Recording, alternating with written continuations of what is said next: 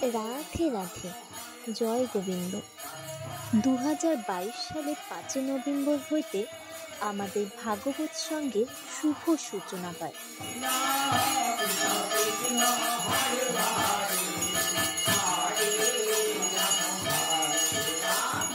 এখানে প্রত্যেক সন্ধ্যা 7টা হইতে ধর্মীয় গান বাজনা ও ভাগবত পাঠ এবং পূজা আরতি অনুষ্ঠিত হয়। এছাড়া প্রত্যেক পূর্ণিমার মধ্যাহ্নে মহাপ্রভুর ভোগ হয়। এই সহিত অনুষ্ঠানে সকল সনাতন ধর্মের ভক্তবৃন্দদের আমাদের ভাগবত সঙ্গে আসার জন্য আমন্ত্রণ রইল। আমাদের ঠিকানা 27 নম্বর ওয়ার্ড, দেবীনগর, রায়গঞ্জ, উত্তর দিনাজপুর। রাধে রাধে।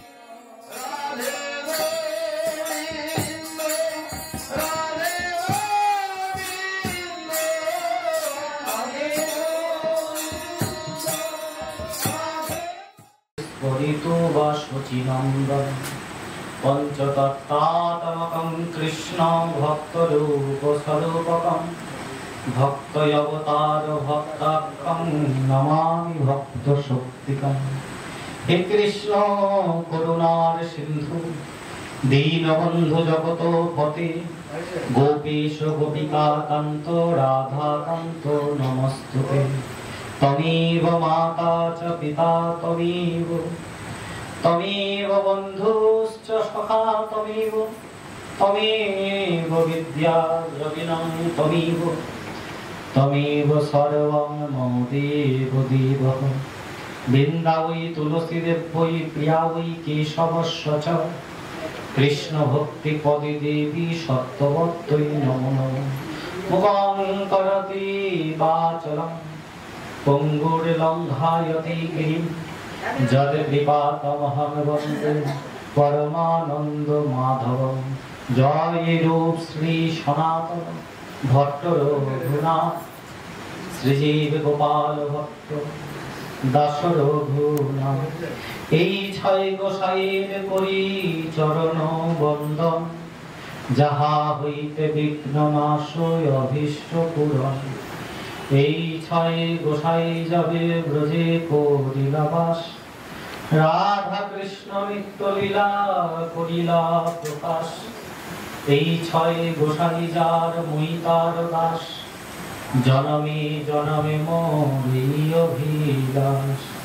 শ্রী গৌরাঙ্গ নিত্যানন্দ, শ্রী অদ্বৈত চন্দ্র, গদাধর শ্রীবাসাদি গৌর ভক্তবৃন্দ। শ্রীকৃষ্ণ চৈতন্য প্রভু নিত্যানন্দ, হরে কৃষ্ণ হরে রাম শ্রী রাধে গোবিন্দ। হরে কৃষ্ণ হরে কৃষ্ণ, কৃষ্ণ কৃষ্ণ হরে হরে, হরে রাম রাম রাম হরে হরে। জয় জয় শ্রী গুরু নিতাই গৌর সীতানাথ প্রেমানন্দে। হরে জয় মহাপ্রভু। কলিযুগ পাবন অবতার, নিখিল জনমানস সন্তাপহারী, নদিয়া বিহারী শ্রীমন মহাপ্রভুর অশেষ বিশেষ কৃপায় আজকের হরি কথা ঝাড়খণ্ডের পথ দিয়ে চৈতন্য দেবের বৃন্দাবন যাত্রা। যত যত নিম্ন জাতি উদ্ভবে বৈষ্ণব, সকলের চরণ বন্দী সবে জগৎ দুর্লভ। প্রভু কোনো বিচার করেনি, সকলকে হরিনাম দিয়েছে, বৈষ্ণব করেছে। কোল ভীল সাঁওতাল মুন্ডা জাতি, যারা ভিল্ল প্রায় জাতি, নিম্ন জাতি, ঝাড়খণ্ডের পথ দিয়ে যাওয়ার সময় তাদেরকেও হরিনাম বিতরণ করতে করতে, গ্রামের উপর গ্রাম বৈষ্ণব করতে করতে প্রভু চলেছে। এইভাবে মহাপ্রভু বৃন্দাবনে ঝাড়খণ্ডের পথে চলেছে। ঝাড়খণ্ডের স্থাবর জঙ্গম আছে যত, কৃষ্ণ নাম দিয়া কইল প্রেমেতে উন্মত্ত। যেই গ্রাম দিয়া যান যাহা করে নিস্থিতি, সেসব গ্রামের লোকের হয় প্রেম ভক্তি। প্রেমটা কি? প্রেমটা কলিযুগে ভগবান একেবারে ঢেলে দিয়েছে। অন্য অন্য যুগে প্রভু এত করুণা করেনি, কলিযুগের মানুষকে, কলির জীবকে যত করুণা করেছে। কিরকম করেছে জানে? একেবারে সেই চিঠির দাড়ি উল্টানোর মতন প্রেম কলিযুগের জীবকে দিয়েছে। কিন্তু যারা অভিমানী অহংকারী তারা এই প্রেম পায়নি। যারা নিজেকে অহংকারী করতে পেরেছে তারাই চৈতন্য দেবের প্রেমকে লাভ করেছে। এই প্রেম লাভ করাও অত সোজা নয়। যদি মনে অহংকার থাকে তাহলে প্রেম লাভ হয়। হাইরোড দিয়ে একটা ওই চিনির গাড়ি যাচ্ছে, মমতা দিদির চিনি, পেছনে দেয় না। হঠাৎ করে ভোরের বেলা ড্রাইভার তো চোখটা লেগে যাচ্ছে, 2 রাত্রি হয়ে গেল গাড়ি চালাচ্ছে, আর কত সবারই হয়। তো হঠাৎ করে এক সময় ভোরের বেলা চোখটা লেগে গেছে আর স্টিয়ারিংটা ঘুরে গেছে বাঁদিকে, ব্যাস পাশে ছিল খাদ একটা, গাড়িটা উল্টে গেছে। এবার ট্রাক ভর্তি চিনি, চিনিও পড়ে গেছে উল্টে, সব গড়াগড়ি হাইরোডের পাশ দিয়ে। জয় নিতাই, ধিম করে একটা আওয়াজ, গাড়ি উল্টালে যেমন। আর ওই হাইরোডের পাশ দিয়ে, রোডের পাশ দিয়ে যত বস্তি ছিল ওরা জানে কিছুদিন পর পরই ওই জায়গাটায়, ওই ব্যাক আছে ব্যাকা জায়গাটায় গাড়ি উল্টায়। এরকম এক একটা মোড় থাকে না, ওই মোড়টাতে লোক মরে থাকে না। আমাদের জেলখানা মোড়ে ঘন ঘন মানুষ মরতো, এখন দেখি ওখানে একটা রক্ষাকালীর মন্দির বানিয়েছে, তারপর থেকে মরে। সত্যি, মিথ্যা নয়। ওখানে হয়তো কোনো দেবীর একটা প্রকোপ ছিল। আমি ছোটবেলায় দেখেছি ঘন ঘন অ্যাক্সিডেন্ট হতো জেলখানা মোড়ে। আমরা ভোরবেলা দেখতে পেতাম, কারো হাত তুলে আছে, কারো পা তুলে। তারপরে ওখানে একটা ছোট্ট কালী মন্দির হলো। কালী মন্দির হওয়ার পর থেকে আজ 15 বছর হলো ওই জায়গাটায় আর একটাও অ্যাক্সিডেন্ট হয়নি। কি অদ্ভুত! তাহলে কোন কোন জায়গায় কোন দেবী দেবতা স্থান থাকে। অনেক আগে কালী মন্দির ছিল, রাস্তা করার সময় ভেঙে দিয়েছিল, আর করেনি। পরে আবার সেই কালী মন্দির। বিশ্বাস না হলে আপনারা জেলখানা মোড়ে যাবেন, গিয়ে দেখবেন ওখানে একটা ছোট কালী মন্দির বানিয়েছে, ঘন ঘন আছে। তো ওইরকম একটা জায়গা, জায়গাটা বেশ পপুলার, কারণ ওখানেই কিছুদিন পর পর গাড়ি উঠে। আর ওই হাইরোডের পাশ দিয়ে যে কাঙালের বস্তি থাকে, ওরা জানে যে তেলের গাড়ি, গুড়ের টিনের গাড়ি, নানা রকমের গাড়ি এখানে। ওই যে আওয়াজ হয়েছে, আওয়াজ হওয়ার সঙ্গে সঙ্গে ভোরের বেলা ওই আওয়াজ শুনে যত কাঙাল ছেলে বস্তিতে গরিব মানুষ থাকে না, সব দৌড়ে হাইরোডে এসেছে। ভিড় কি হয়েছে? চিনির গাড়ি উঠে। এখন কারো সর্বনাশ, কারো ভাদ্র মাস। ভাদ্র মাসে কি করে মানুষ? গরম ছুটি কাটান, আরাম করে বাড়িতে, স্কুল বন্ধ, কলেজ বন্ধ, কিছু আনন্দের সীমা। সেই রকমই ওদের সর্বনাশ, কারো কারো ভাদ্র মাস। চিনির গাড়ি উল্টে গেছে, যে যার মতন বাটি ঘটি বাড়ির থেকে নিয়ে নিয়ে এসে চিনি তুলে তুলে বাড়ি দিয়ে গেছে। আর গাড়ি উল্টে পড়ে আছে। ড্রাইভার কোন রকমে গাড়ির থেকে বেরিয়ে হাত হাত ভেঙে গেছে, ও নিজে নিজে হসপিটালে চলে গেছে। গাড়ি তো ফাঁকা পড়ে আছে। এবার কিছুক্ষণ পরে যখন ভোরের আলো পরিষ্কার হয়ে গেছে, তখন শহরের বাবু যারা আশপাশ পাড়ায় থাকে 10-12 জন দল বেঁধে বেরিয়েছে মর্নিং ওয়াক করতে। কেন বলে? এত বড় বড় বুড়ি অফিসে বসে থাকতে থাকে, সুগার ধরে, হাই সুগার। সুগারে ডাক্তারবাবু বলে দিয়েছে যদি না হাঁটেন ভোরের বেলা সন্ধ্যাবেলা, তাহলে আপনার বেশি দিন আর এই জগতের খাওয়া নেই। টিকিট কেটে ফেলতো। এমনি এমনি মানে টিকিট কাটা হয়েছে, এখনো কনফার্ম হয়নি, কনফার্ম হয়ে যাবে হাঁটা যদি। কারণ সব বন্ধুরা কলিগরা মিলে ভোরবেলা সন্ধ্যাবেলা হাঁটতে বেরোয়, অফিস থেকে এসে আর অফিসে ভোরবেলা। ওরা দেখছে কি চিনির গাড়ি উল্টেছে, আর কিছুটা দূরে ওরা দাঁড়িয়ে দাঁড়িয়ে আলোচনা করছে, সর্বনাশ। মালিকের গেল, সরকারের গেল, কার কাজে গেল। এবার ওই বাবুরা যখন আলোচনা করছে, কাঙাল ছেলেগুলো চিনি কুড়াতে কুড়াতে ভয়ও পাচ্ছে, বোকা টোকা দিবে নাকি। সরকারের লোক না। ওরা ভয়ের চোটে বলছে, মনে মনে চিন্তা করছে ওদেরকেও যদি কিছুটা চিনি দিয়ে দিই আমরা, আমাদেরকে কিছু দেবে। ও বাবু, আপনারা চিনি নেবেন? তাহলে আমি ক্যারি ব্যাগ নিয়ে এসে ভরে দিই, নিয়ে যান বাড়িতে, চা খাবেন। বাবুরা কি বলবে? ওই রাস্তায় করা চিনি আমরা খাবো?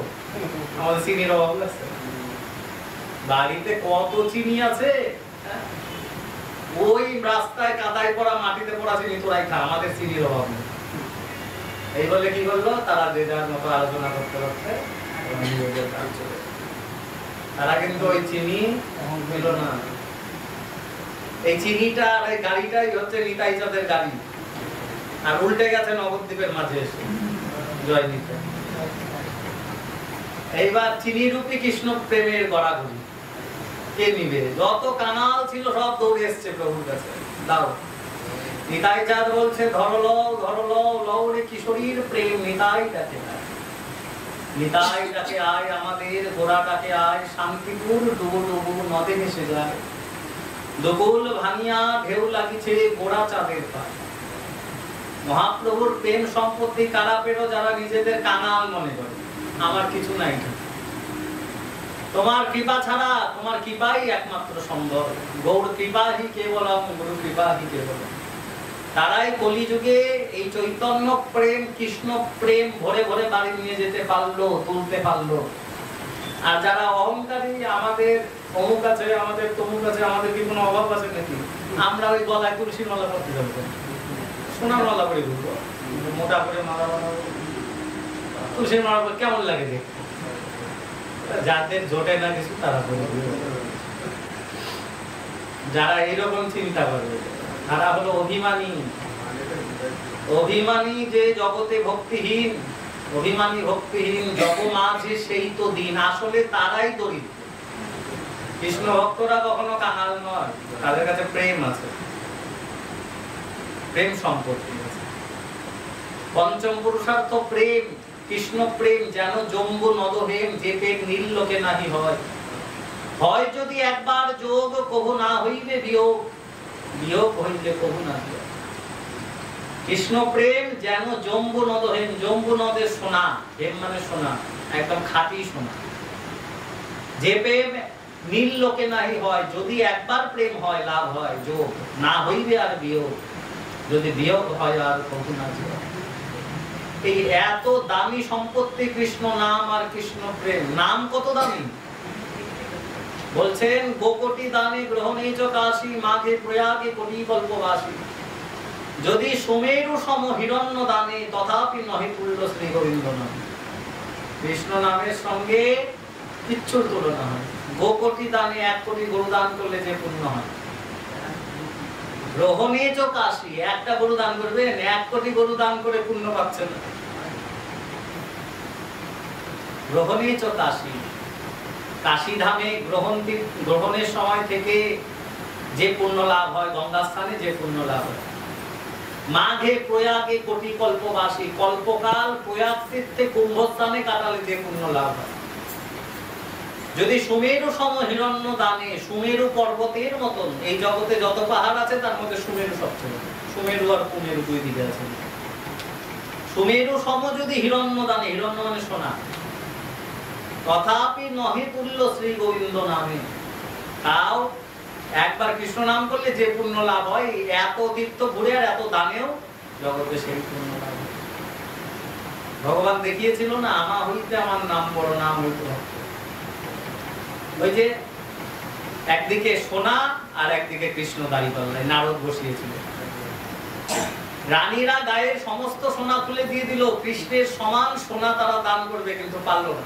সব সোনা শেষ হয়ে গেল। সমন্তক মণি যে প্রত্যেকদিন 6 মণ করে সোনা উৎপন্ন করত, কৃষ্ণের গলায় একটা মণি ছিল মালা, সমন্তক মণি।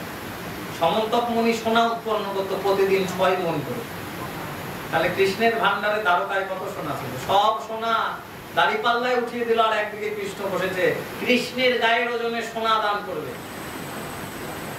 কিন্তু কৃষ্ণের গায়ের ওজনে সোনা যতই সোনা দেয় হয়, যখন রানীদের অহংকার চূর্ণ হলো, হ্যাঁ নারদ প্রভুর থেকেও প্রভুর নাম বড়, এবার প্রমাণ করলাম, তখন নাম লিখে ভোজপত্রে যখন কৃষ্ণের ওই সোনার উপরে দিল, কৃষ্ণ হয়ে গেল হালকা সোনা হয়ে গেল এক ভোজ করতে। তাহলে নাম কত দামি, আর নাম কখন হয়? এই শুদ্ধ প্রেমে হয়, প্রেম ভক্তিতে হয়।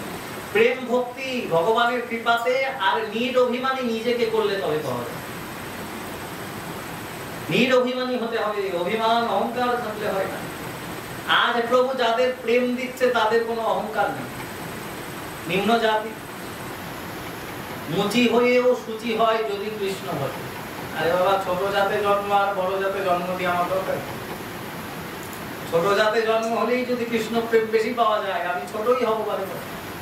যে কুলে জন্ম হোক না কেন কেবলই ভগবতী মূলে, কপিকুলে ধন্য বীর হনুমান শ্রীরাম ভগত রাজ, রাক্ষস হইয়া বিভীষণ বসে ঈশ্বর সবার আছে না প্রেমানন্দ দাসের পর কত সুন্দর। তাই এই কৃষ্ণ প্রেম আজ মহাপ্রভু কোল ভিল মুন্ডা সাঁওতাল সমস্ত নিম্ন ভিল্ল প্রায় জাতিদের দিতে দিতে বৃন্দাবনের পথে চলেছে। কেউ যেন বাকি না থাকে এই কৃষ্ণ প্রেম। আজ কৃষ্ণ প্রেম দিয়ে জগৎজীবকে প্রভু ধন্য করিল। যে সে সব গ্রামের লোকের হয় প্রেম ভক্তি, যেই গ্রাম দিয়া যান যাহা করে নিস্কৃতি, কেহ যদি তার মুখে শোনে কৃষ্ণ নাম, তার মুখে আন শোনে তার মুখে আন, সবে কৃষ্ণ হরি বলি কান্দে হাসে গায়।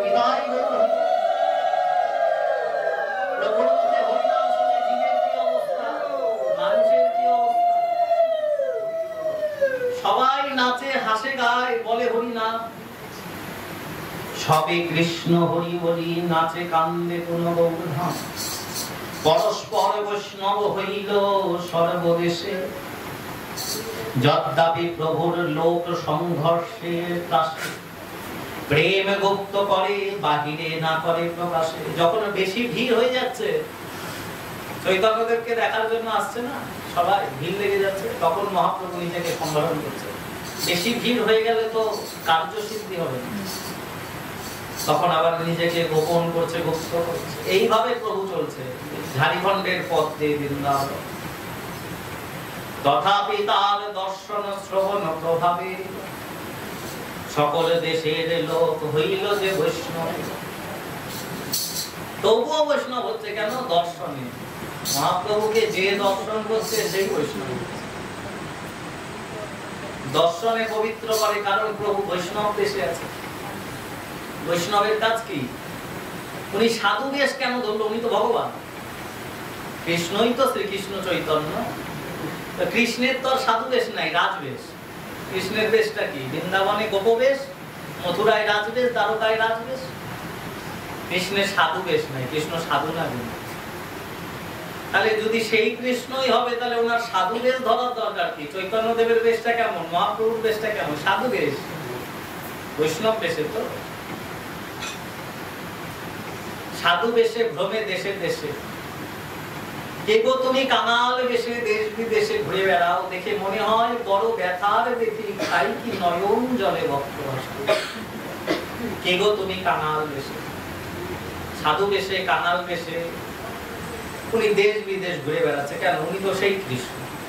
তাহলে ওনার ঘোরার কারণ কি? কারণ একটাই, ওই সাধু বেশটা ধরেছে কারণ কলিযুগে সাধু গুরু বৈষ্ণব দুর্লভ জানিয়া, সাধু গুরু বৈষ্ণব বেশে কৃষ্ণ আইল নবী। কলিযুগে প্রকৃত সাধু পাওয়া দুর্লভ। এই কথা চিন্তা করে কৃষ্ণই সাধু বেশে কলিযুগে অবতীর্ণ হয়েছে নিমাই স্বরূপে, শ্রীকৃষ্ণ চৈতন্য প্রভু। তাই সেই কৃষ্ণ প্রেম দিতে দিতে, নিজ প্রেম দিতে দিতে কৃষ্ণ চিন্তা করছে, আমি যে দাপরে গেলাম, আমি অসুর মারলাম, কিন্তু যে মুখ্য বস্তু প্রেম দানের জন্য জগতে অবতীর্ণ হলাম, কারণ অসুর মারা তো অবতারের কাজ। নরসিংহ হিরণ্যকশিপুকে মারল, নরসিংহ কে? ভগবানের অবতার। অবতারই তো বলছে না শাস্ত্রে। মৎস্য, কৌম, বরাহ, নৃসিংহ, বামন, রাম, পরশুরাম, বলরাম সব অবতার। আর কৃষ্ণ ভগবান। এতেই অংশ কলাপ অংশ কৃষ্ণের তৈব ভগবান স্বয়ং, কৃষ্ণের তৈব ভগবান স্বয়ং। কৃষ্ণ যদি স্বয়ং ভগবান হয়, ভগবানের কাজটা কি? ভগবানের কাজও কি অসুর মারা? ভগবানের কাজ কিন্তু অসুর মারা নয়, কিন্তু কৃষ্ণ এসে অসুরই মারল। ভগবানের কাজ হচ্ছে জগৎজীবকে উদ্ধার করা প্রেম দিয়ে, কিন্তু ওনার প্রেম দেওয়াটা হলো না, সময় পেল না। তাই কৃষ্ণ চিন্তা করছে, চিরকাল নাহি করিলাম প্রেম ভক্তি দান, ভক্তি বিনা জগতের নাহিক অবস্থা। সকল জগতে মোরে করে বিধি ভক্তি, বিধি ভক্তিতে ব্রজভাব দিতে নারে শক্তি। বিধি মার্গেতে ভজন করিয়া বৈকুণ্ঠে যায় সবে চতুর্বিধ মুক্তি পাই। কৃষ্ণ চিন্তা করছে, আমি গেলাম পৃথিবীতে, বৃন্দাবন অবতীর্ণ হলো, বৃন্দাবনে লীলা করলাম, কিন্তু আমার প্রেম দান করা জগৎকে হলো। ব্রহ্মার একদিনে কৃষ্ণ প্রভু দেহ একবার অবতীর্ণ হইয়া করে প্রকট বিহার, সত্যতে তা দাবর করি চারিযুগ জানি, চারিযুগকে একত্রে এক দিব্য যুগ। ৭১ দিব্য যুগে হয় এক মন্বন্তর, ১৪ মন্বন্তর ব্রহ্মার দিবস ভিতর। বৈবস্বত নাম এই সপ্ত মন্বন্তর, ২৭ চতুর্যুগ তাহার অন্তর।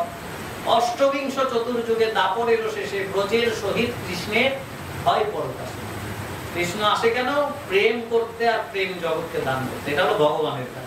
অবতারের কাজ অসুর নিধন করা, ধর্মকে স্থাপন করা, কিন্তু স্বয়ং ভগবানের এগুলো কাজ নয়। স্বয়ং ভগবানের কাজ হলো প্রেম করা, প্রেম করে প্রেম শিক্ষা জগৎকে দাও। কিন্তু কৃষ্ণ পরিপূর্ণ রূপে তা দিতে পারল না। ওই অসুর মারতে মারতে সময় শেষ হয়ে গেল। এক কংসের শ্বশুর মশাই 18 বার মথুরা আক্রমণ করে, লাস্টে পালিয়ে যায় কৃষ্ণ দ্বারকায়, ভেট দ্বারকায়, সমুদ্রের কাছে ভূমি চায়, একটা দ্বীপে মানে সমুদ্রের মাঝখানে উনি দ্বারকাপুরী নির্মাণ করে সেখানে থাকে, যাতে অসুরের আক্রমণ না করে। ভগবান হলেও কি জ্বালা চিন্তা, তাহলে উনি প্রেমটা দান করবে। চলে যাওয়ার পরে কৃষ্ণ চিন্তা করছে, কৃষ্ণ অন্তর্ধ্যান করে চিন্তা করছে, চিরকাল নাহি করিলাম আমি প্রেম ভক্তি না।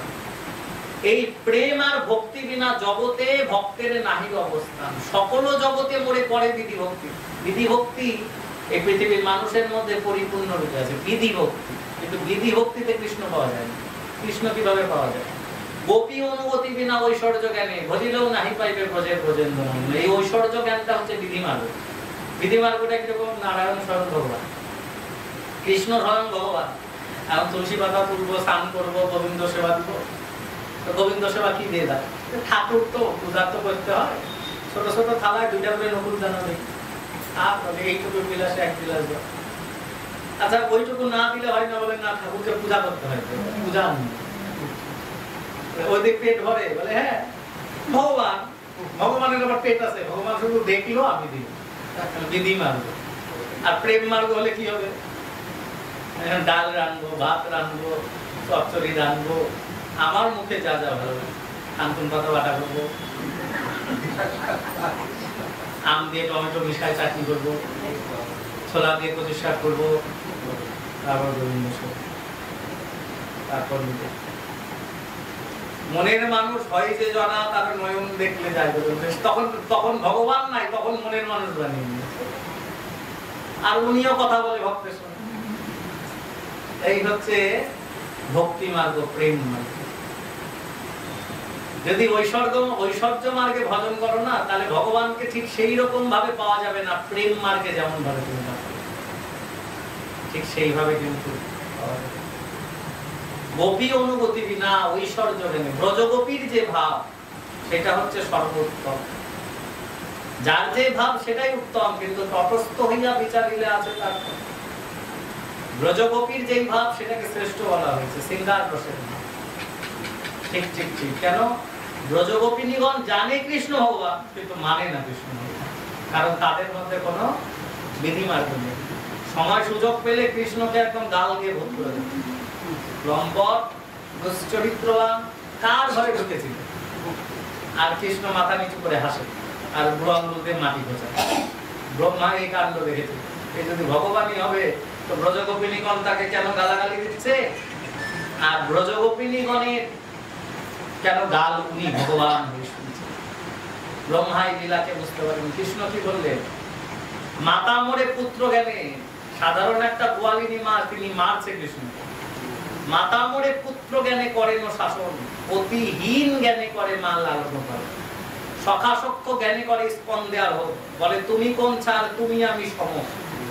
প্রিয়া যদি মান করে করো ভর্ষণ, মানে গালাগালি দেয়। প্রিয়া মানে রাধা রানী আর সখীগণ যদি রাগ করে আমাকে ভর্ৎসনা করে। বেদ উস্তুতি হইতেও হরে সেই মর্ম।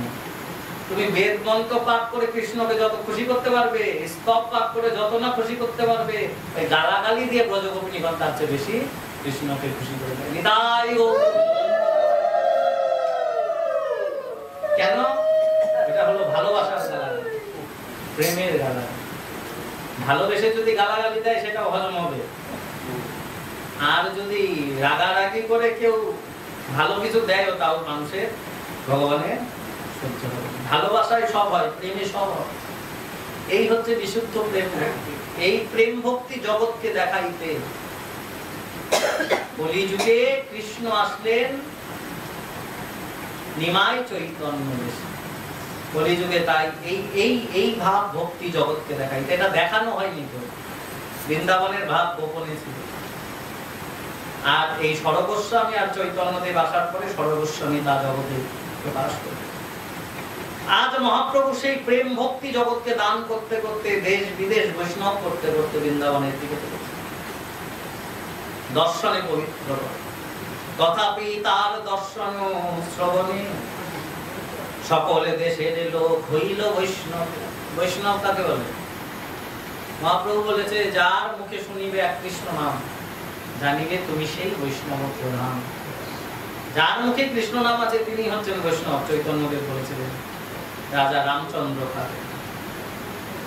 গৌর বঙ্গ উৎকলাদি দক্ষিণ দেশে গিয়া লোকের নিস্তার কইল, লোকের নিস্তার কইল আপনে ভ্রমিয়া।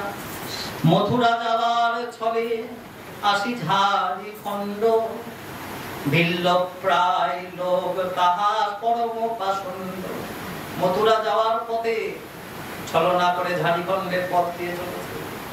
সেখানে ভিল্ল প্রায় নিম্ন জাতি যারা পাষণ্ড, পাষণ্ড মানে কৃষ্ণকে চেনেও না, কৃষ্ণ ভক্তি বোঝেও না। যারা কৃষ্ণ ভক্তি কৃষ্ণ প্রেম বোঝে না, ভগবান কৃষ্ণকে ভগবান বলে মানে না বা জানে না, তারাই পাষণ্ড। সেই সব পাষণ্ডের উদ্ধার করতে করতে নাম প্রেম দিয়া কইল সবার নিস্তার। চৈতন্য গুরু লীলা বোঝে শক্তিকার। এই নিগুড় লীলা চৈতন্য লীলা। কৃষ্ণ লীলা ভাগবত পড়লে বোঝা যায়, কিন্তু চৈতন্য লীলা চরিতামৃত আস্বাদনেও ঠিকঠাক বোঝা যায় না, ঠিকঠাক উপলব্ধি হবে। কারণ অতি নিগুড় লীলা, গোপন লীলা। সাধুগুরু বৈষ্ণবের কৃপা ছাড়া উপলব্ধি হবে না। আপনি শুধু পড়ে যাবেন, কিন্তু পড়লেও লাভ আছে। কবিরাজ গোস্বামী কি বলছে? শুধু পড়ে যাও, শুনে যাও। যেবা নাহি বুঝে কেহ, যদি তুমি না বোঝো, শুনিতে শুনিতে সেহ। অদ্ভুত চৈতন্য চরিত, কৃষ্ণে উপজীবে প্রীতি, বুঝিবে রসের রীতি। শুনিলেই তোমার বড় হবে হিত। হিত মানে হলো মঙ্গল। শুনলেই মঙ্গল হবে, শুধু শুনে যাও। হরিকথা, হরিনাম, চৈতন্য লীলা শুনে যাও। শুনতে শুনতেই একদিন বুঝতে শিখতে, যখন ওই চৈতন্য প্রভুর কৃপা হবে। মহাপ্রভুর কৃপাতেই মহাপ্রভুকে বুঝতে শিখতে, তার কৃপা ছাড়া তাকে বোঝা যায়।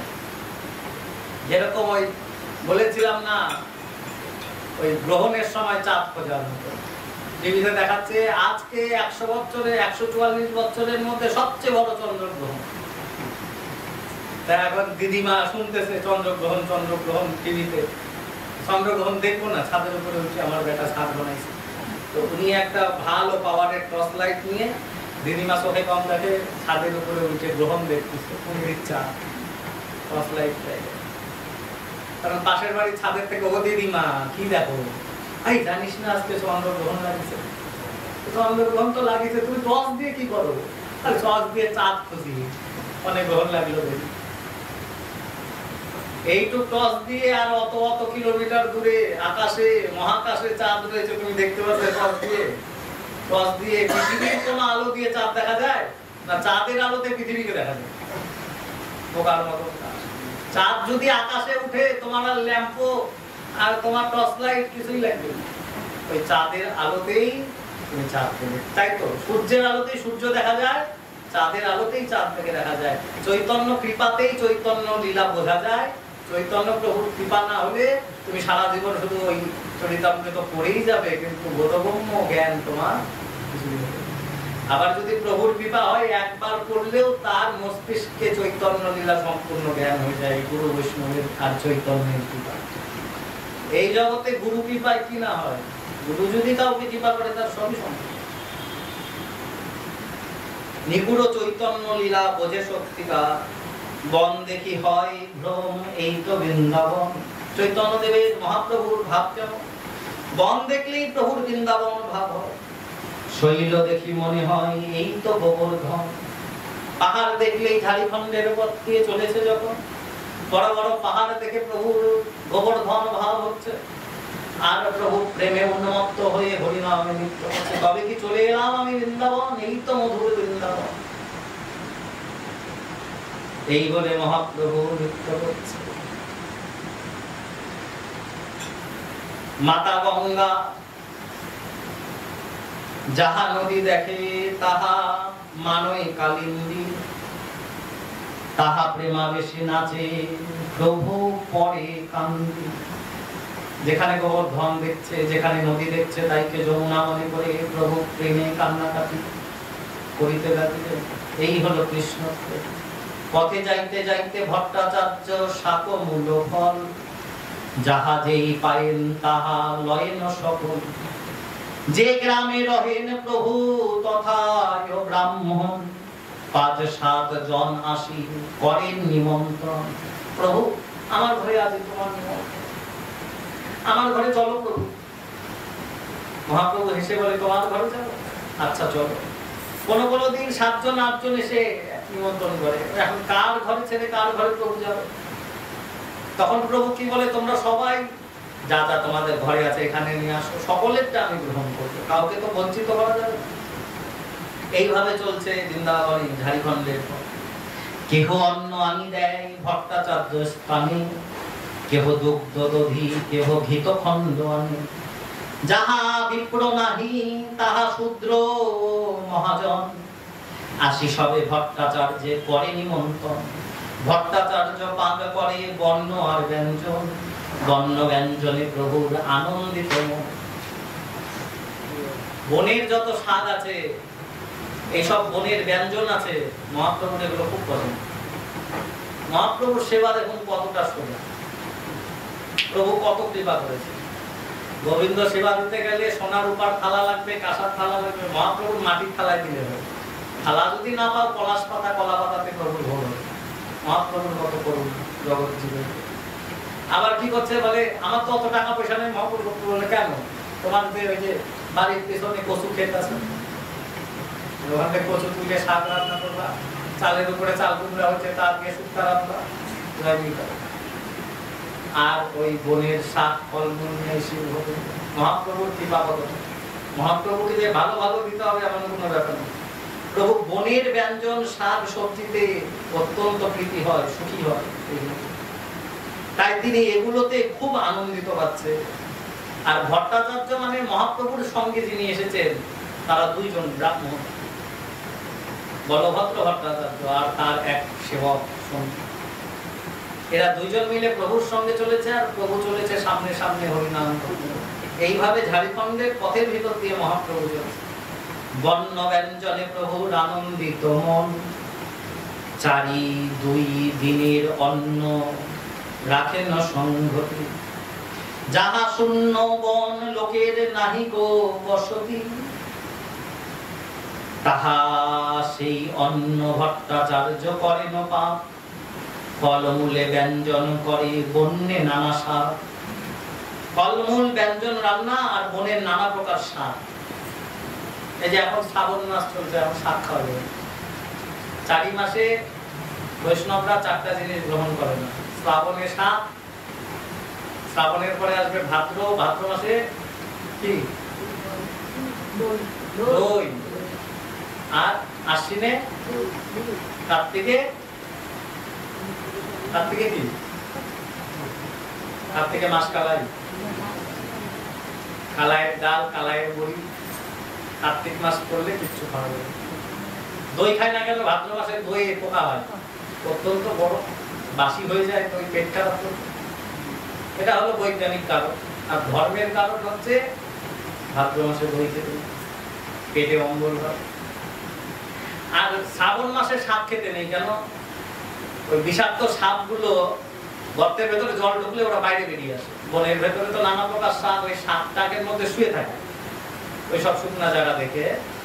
সাপ তুলতে গেলে যদি ছবল, আর তাছাড়াও পাতার পেছন দিকে কিছু পোকা বিষাক্ত তারা ডিম পারে, জানেন তো, দেখেছেন অনেকে। শ্রাবণে সাপ খেতে নেই।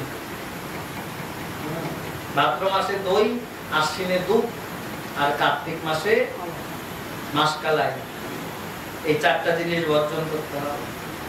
কিন্তু মহাপ্রভু যখন চলছে সেই সময় শ্রাবণ মাস নয়, শুকনার দিন মহাপ্রভু নানা প্রকারের বনের স্বাদ ভোজন করতে করতে এইভাবে চলেছে। ভট্টাচার্য সেবা করে স্নেহ জয়ীছে দাস, তার বিপ্র বহে জলপাত্র বহির্বাস।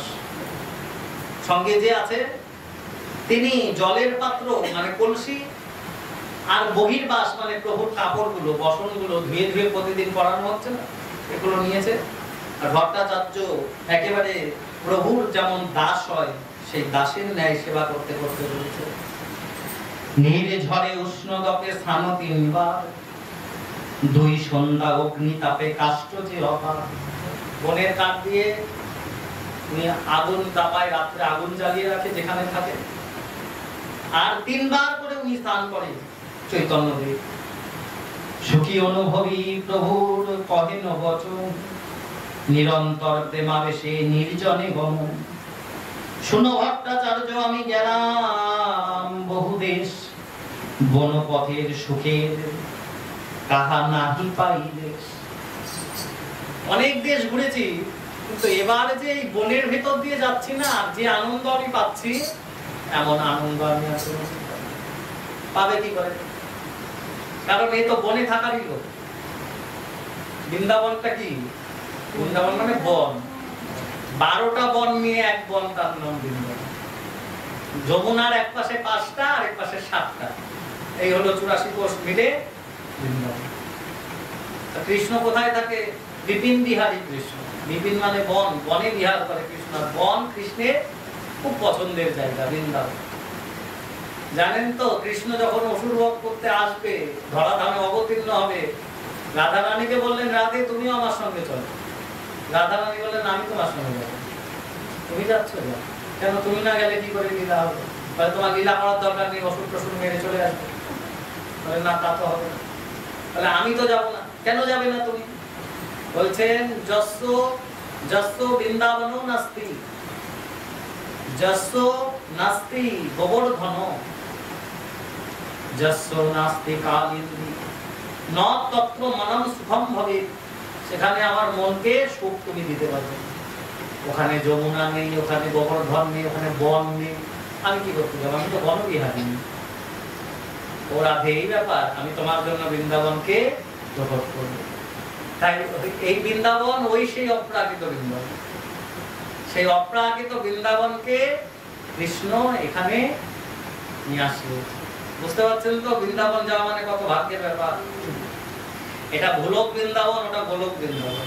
গোলক বৃন্দাবনের প্রতিচ্ছবি বা তেমন ভাবে স্বরূপ সাজানো হয়েছে, কৃষ্ণ নিজে সাজিয়েছে।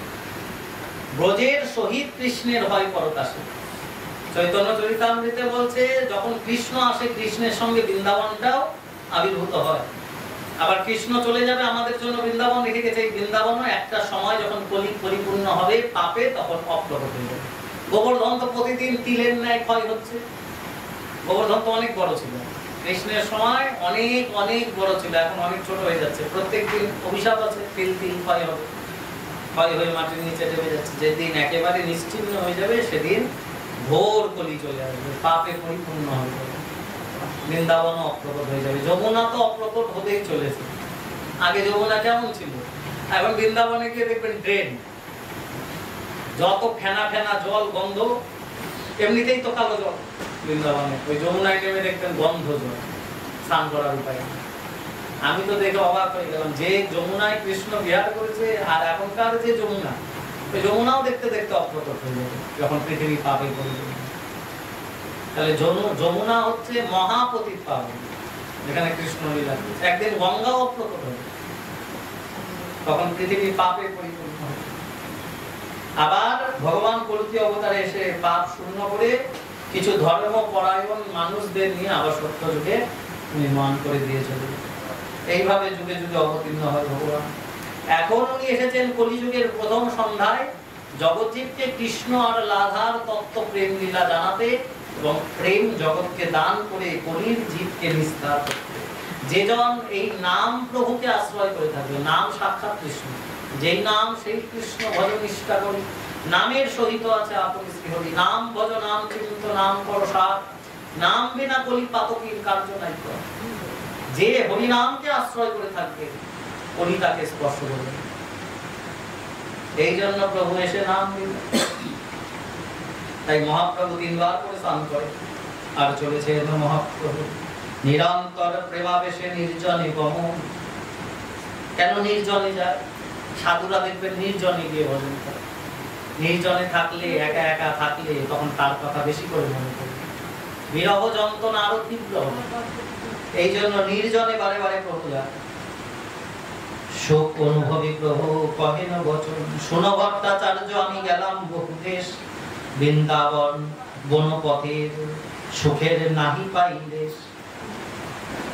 কৃষ্ণ কৃপালু আমায় বহু কৃপা হইল, বনপথে আমি আমার বড় সুখ হইল। কিন্তু এবার খুব সুখ পেলাম এই বৃন্দাবনে, এই ঝাড়খণ্ডের বনের ভেতর দিয়ে বৃন্দাবনে গমন করে। পূর্বে বৃন্দাবন যাইতে করিলাম বিচার, মাতা গঙ্গা ভক্তগণ দেখিব একবার, ভক্তগণ সঙ্গে অবশ্য করিব মিলন, ভক্তগণ সঙ্গে লইয়া যাব বৃন্দাবন। এর আগে আমি চিন্তা করেছিলাম সন্ন্যাসের পরে কিছুদিন পরে যে সন্ন্যাস হলে তো একবার মাতৃভূমিকে দর্শন করতে হয়, মাকে দেখতে হয়, একবার ওই মাতৃভূমি আর ভক্তদের দর্শন করতে যাব।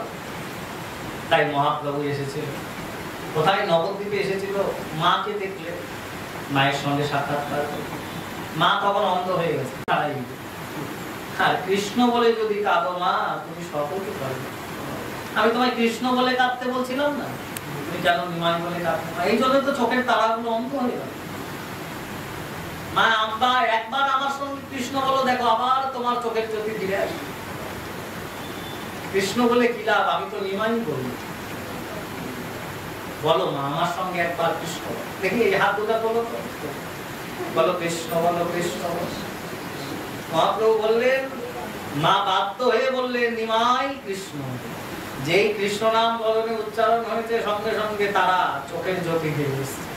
এই তো নিমাই আমি তোকে দেখলে মা কৃষ্ণ নামের মধ্যে, এই তো কৃষ্ণ নামের মধ্যে। আমি যে বলি আমার হয় না, আমার তো মনের থেকে পাপই যায় না কৃষ্ণ নাম। বলে আগের থেকে কৃষ্ণ নাম করলে হবে, কৃষ্ণ নামের যেগুলো বৈশিষ্ট্য, যেগুলো করণীয় সেগুলো করতে হবে। মহাপ্রভুর হয় কিন্তু আমার হয় না। কেন? মহাপ্রভু এই ঝাড়খণ্ডের পথে বাঘদের নাচালো, বাঘের মস্তকে পা তুলে দিল, বাঘ ও হরিনাম কৃষ্ণ নাম বলে নাচলো, কিন্তু আমি বললে হয় না। কেন হয়?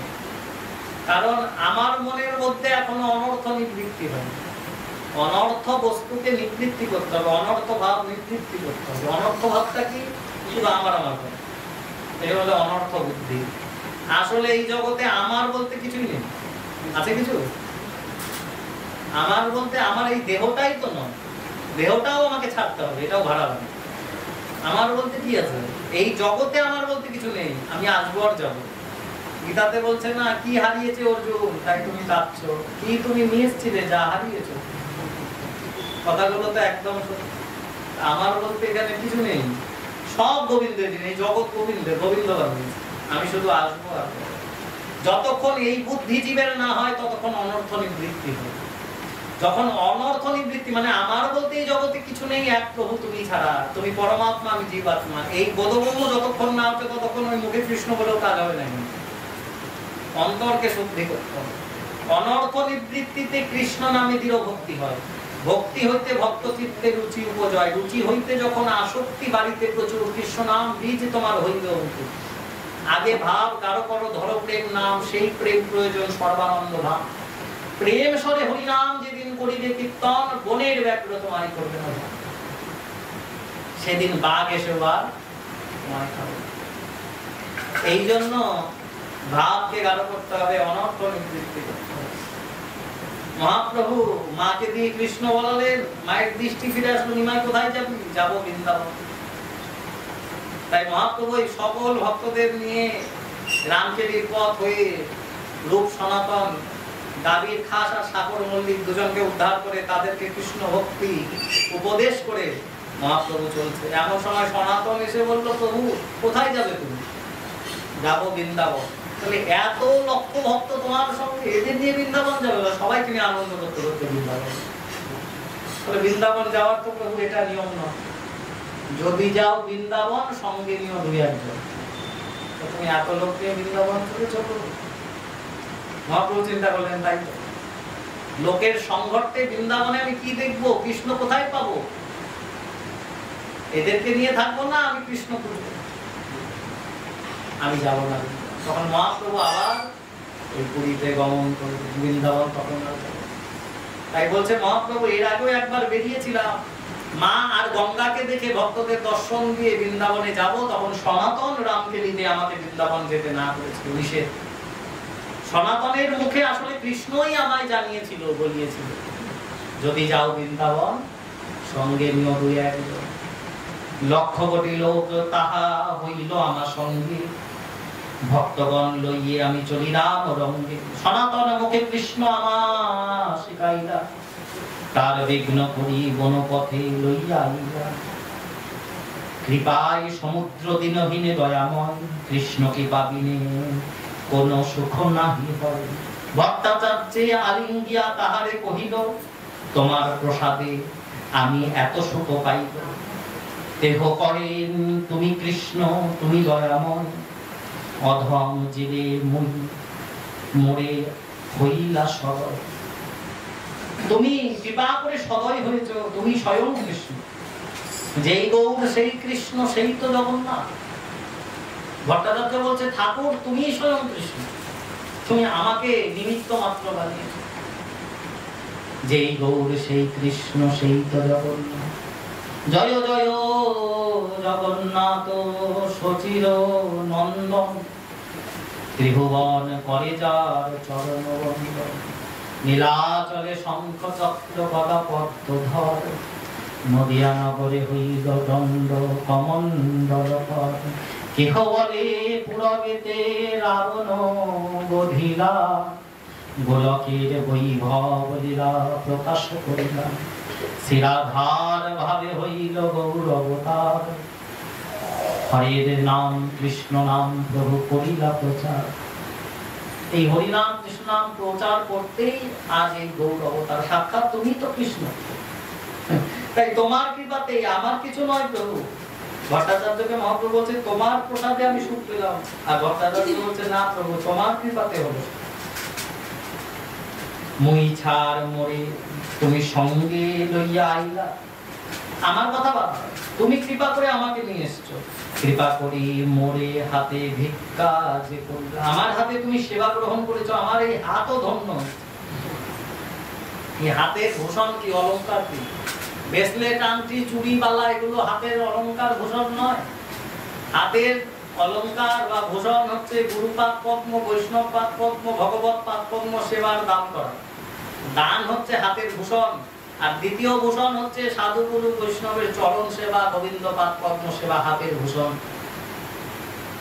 তাই তুমি কৃপা করে আমার হাতে সেবা গ্রহণ করেছো, আমার 14 কুল উদ্ধার করেছো, আমায় উদ্ধার করেছো, আমায় ধন্য করেছো প্রভু।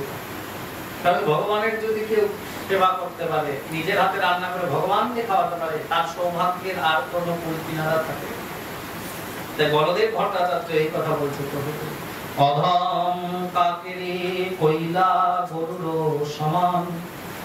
আমি একটা কাক, অধম কাক। দেখবেন কাক যদি কোনো কিছুতে এসে খাবার দাবারে মুখ দেয়, আর কেউ খায় ওটা।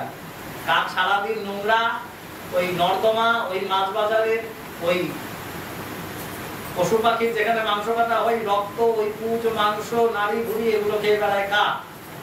কাককে কেউ স্পর্শ করে না। সেই কাককে তুমি বানিয়েছো গরু। গরুর হচ্ছে বিষ্ণুর বাহন। তাহলে প্রভু তোমার কতটা কৃপা। ভট্টাচার্যর কত দিনটা বলছে, আমি একটা কাক, বনের জঙ্গলে, আর তুমি আমায় গরুর বানালে, গরুদের আসন দিলে, সমান কৃপা করলে, স্বতন্ত্র ঈশ্বর তুমি স্বয়ং ভগবান। এই মত বলভদ্র করেন স্তব, প্রেমে সেবা করি তুষ্ট হইল প্রভু মন।